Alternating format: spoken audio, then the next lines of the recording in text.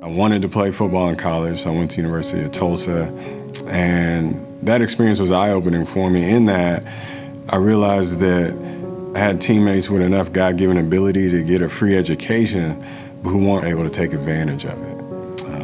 And so that's really what made me care more about education.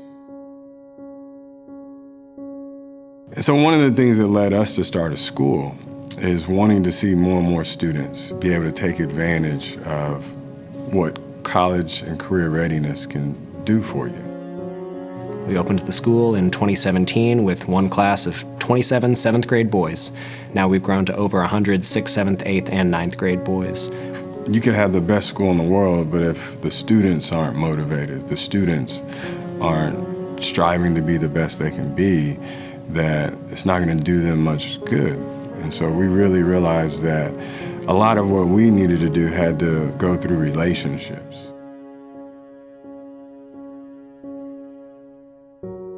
I think students need to know that the adults who are in the building care about them and that they can trust them, they can confide in them.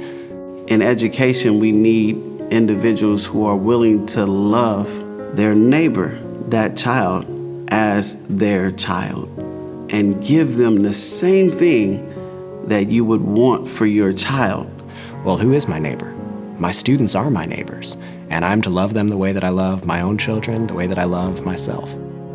They need encouragement, they need support, they need resources, they need prayer, and all of those things are lumped into what I would say love. I remember one kid saying that this was the first time he felt like someone really cared about him. And it was a kid that he got kicked out of his previous school for threatening an adult. You're going to teach kids or work with kids who have been through really difficult things or have had hard things happen in their lives, and you won't be able to fix all of that. And so our kids, now more than ever, need a network of healthy relationships to help them navigate through all the different twists and turns that life can bring.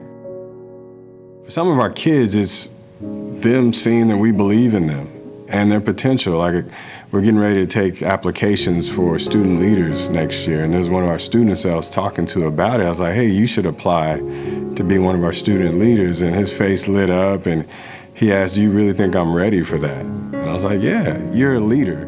One of the things we believe is that if a kid doesn't believe he can do it, we can believe it for him until he does. And if we aren't going to give up on him, and if he knows that we are confident that he can do it, eventually he's going to believe that too.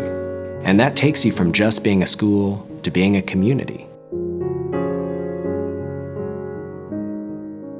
Every day when I'm driving to school, I turn off the radio, and in silence, I'm praying for our students, for our faculty. Prayer doesn't just change the situation, it changes you. And we know that the problems aren't all going to magically disappear. We know that we will wake up tomorrow and things could still be hard. But we know that we're not in it alone, that we have a community together, and that we have a higher power that is also watching over us. Prayer is key, that our school leaders would be able to make wise decisions, and that our kids would be able to overcome some of the challenges that they're facing at home, and that prayer can help really change their hearts and help them see that there is a God who cares about them and wants to see them do well and thrive in this world.